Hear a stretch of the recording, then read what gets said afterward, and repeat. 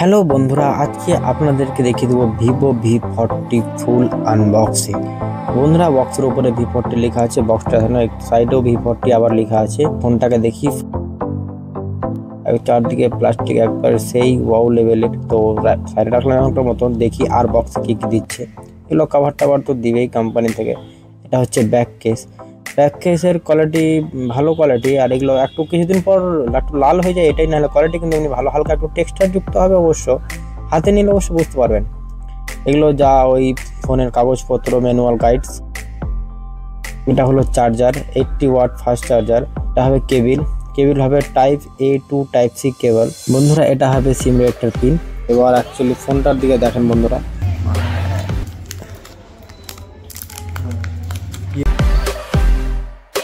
ফোনটা অ্যাকচুয়ালি দেখতে মাস্ট লাগছে বন্ধুরা। অ্যাকচুয়ালি পিছন দিকটা যেটা দেখতে পাওয়া হয়েছে, এটা মাউন্টেনের মতন একটু এই গ্লেসিয়ার টাইপের কালার আসছে, গ্লেসিয়ার। আর কালার যেটা কোম্পানিও বলছে গ্লেসিয়ার ব্লু, এরকম টাইপের কালার। ফোনটাকে এবার ওপেন করা যাক। ফোনটা অন হচ্ছে, volume up down button, power of button, এখানে স্পিকার, টাইপ C কেবল, এখানে সিম ট্রে, ডুয়াল ক্যামেরা হবে, জাইসের লেন্স, আর এখানে ছোট্ট করে একটা রিং লাইট হবে। তবে বন্ধুরা, আনবক্সিং তো দেখলেন ভিভো V40 ফোনটা। তবে আমি কিন্তু এই ফোনটার বেশ কয়েকটা দিক ভাগ করে দিচ্ছি: ডিসপ্লে, ডিজাইন, ক্যামেরা এবং প্রসেসর, কিংবা বিল্ড এবং ব্যাটারি ব্যাকআপ।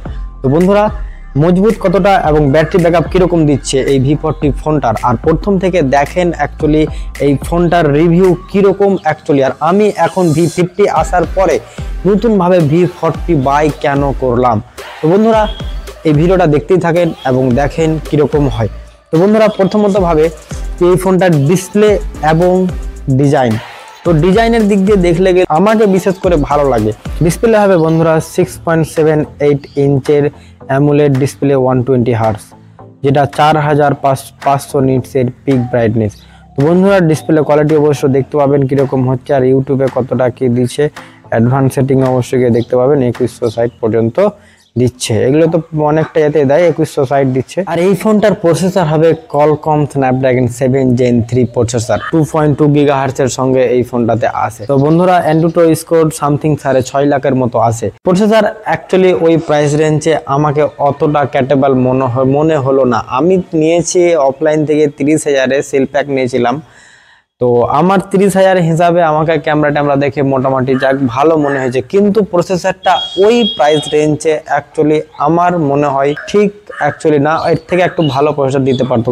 তো বন্ধুরা, প্রসেসরের দিকটা হলো, এরপরে দেখা যাক ক্যামেরা। অ্যাকচুয়ালি ক্যামেরা কোয়ালিটি কিরকম ছবির দিক দিয়ে এবং ভিডিওর দিক দিয়ে কিরকম ক্যামেরা কোয়ালিটি অ্যাকচুয়ালি দিচ্ছে। বন্ধুরা, দেখছেন তো এবার এখানে মানে পোর্ট্রেটে 1.8x সেলফি ক্যামেরার ভিতরে দিচ্ছে, 0.8x সেলফি ক্যামেরাতে পোর্ট্রেট দিচ্ছে, আর একটা 1x দিচ্ছে, একটা 2x দিচ্ছে portrait camera. Actually camera quality 1x-এ কীরকম আসছে আপনাদেরকে দেখিয়ে দিচ্ছি, অবশ্য দেখবেন বুঝতে পারবেন। এটা 1x-এ, আর 0.8x-এ এটা পোর্ট্রেট ক্যামেরা, আর এটা হচ্ছে 2x-এ। বন্ধুরা, অ্যাকচুয়ালি দেখে অবশ্য বুঝতে পারবেন। ব্যাক ক্যামেরার দিকে দেখা যায়, তো ছবিতে বিশেষ করে জুম দিচ্ছে লাস্ট 20x পর্যন্ত আছে। লাস্ট জুম হচ্ছে 20x, কোয়ালিটি অবশ্য দেখে বুঝতে পারবেন। আর 20x-এর পর তো এমনি মোটামুটি 10x-এ একটা তুলে নিই, 10x-এ তুললাম, কোয়ালিটি কীরকম আসছে অবশ্য দেখে বুঝতে পারবেন।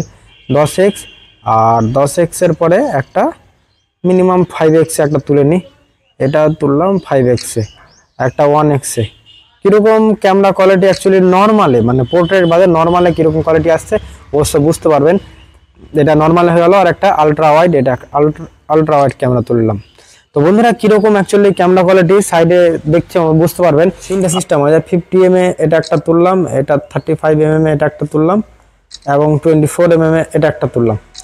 তো বন্ধুরা, কিরকম আসছে কোয়ালিটি দেখ পেলেন প্রত্যেককেই। আবার অনেক রকম সিস্টেম আছে, যেই মতো মাইক্রো মুভি, মোর, ডুয়াল ভিডিও।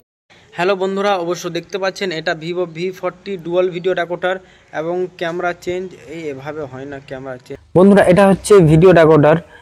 এখানে যেটা 1080 60 fps দিচ্ছে এবং 30 fps দিচ্ছে, 1080 60 এবং 30 fps দিচ্ছে। আর 720p এটাতে 60 fps, এটাতেও 30 fps দিচ্ছে। এবং যেটা 4K যেটা আছে, 4K-তে কিন্তু মানে only 30 FPS apply only to current recording.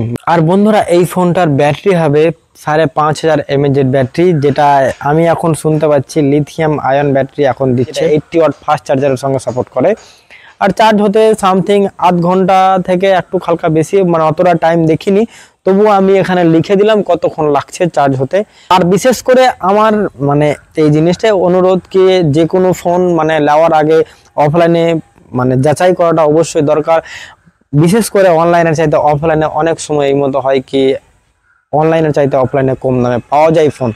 যেই মতো আমি এটা এখনো যদি আমি জাস্ট যখন ভেবেছিলাম কি নিব, আমি নিজে না আমার একটা বন্ধুকে নিয়ে দিয়েছি এই ফোনটা, যখন বন্ধুটা বলছে কি আমি যাচ্ছি ওই 38,000 টাকা বলেছে, এমনিতে 37,000 অনলাইনে দাম আছে, মানে আমি একটা ক্রেডিট কার্ড করব ওটার 1000 টাকা বালা নিবে, আর লাওয়ার পরে তারপরে এই সামথিং এটা ওটা করে 38,000 39,000 সামথিং রেঞ্জ পড়বে বলছিল। আমি বললাম কি ঠিক আছে যখন যাবি তো, আর ডাউন পেমেন্ট বলছে কি 24,000 23,000 কোনো ডাউন পেমেন্ট লাগবে, তো ঠিক আছে আমি দেখছি চেষ্টা করছি, আমার জানাশোনা দোকান আছে অ্যাকচুয়ালি ওই জায়গা থেকে একটু কমে পাওয়া যায় কিনা।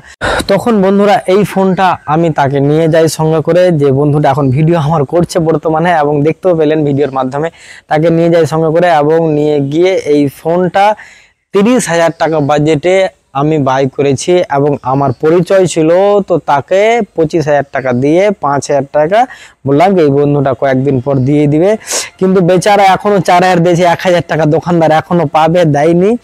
সো দিয়ে দিবে এমনিতেই, মানে দোকানদারটাও ভালো।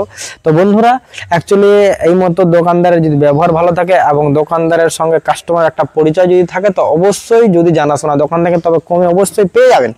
আর বিশেষ করে যে প্রাইস রেঞ্জে আমি পেয়েছি, হয়তো ভিভো V50 যদি নিতাম তো V50 যদি কমও যদি তখন মানে আসবে বলেছিল V50, তখন এসছিল না লঞ্চ, মানে শুনেছিলাম কি চলে আসবে এই মতো লিক টিক আসছিল, মানে কনফার্ম জানিনি কি কোনো দিন এই দিনে চলে আসতে পারে। তো রিসেন্টলি আবার নেওয়ার পরে চলে এসেছে, কিন্তু আমি যেটা লিকে জেনেছিলাম ভিভো V50-তে এর থেকে একটু ক্যামেরাটা মানে একটু ডাউনগ্রেড হয় কিংবা ইকুয়াল আছে, কিন্তু এর থেকে বেটার করেনি এবং ডিসপ্লে বেজেলটা একটু বেশি আছে V50-তে এবং ওটা একটু কোয়াড কার্ভ ডিসপ্লে আছে। তো এই দিক ভেবে বন্ধুরা আমি ভাবলাম কি V40 নেওয়াটা বেস্ট হবে, বন্ধুকে নিয়ে দেওয়াটা। তখন গেলাম 30,000 বাজেটে পারচেস করলাম। তো T3 আলট্রা তো আবার নিতে পারতাম, T3 ultra online centric phone ছিল, তো ভিভো V40 ওই রেঞ্জে যে রেঞ্জে পেলাম অ্যাকচুয়ালি অ্যামেজিং। যদি আপনারা কেউ মনে করেন ভিভো V40 নিব, দোকানদারের কন্ট্যাক্ট নম্বর দিয়ে দিচ্ছি, আপনারা কন্ট্যাক্ট করে যদি চান তো নিতে পারেন অবশ্যই। আবার দেখা হবে, আসসালামু আলাইকুম।